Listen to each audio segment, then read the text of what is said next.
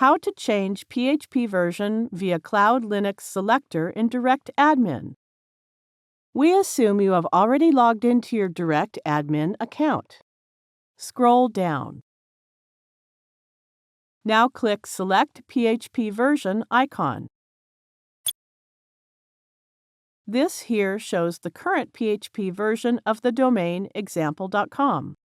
Ignore this warning as it is related to the set version that is the native version of PHP. Click to open the drop-down list of available PHP versions and select the required version. Then click to apply. Success! We have changed the PHP version via CloudLinux Selector. We will learn about these modules in other tutorials. Thank you for watching.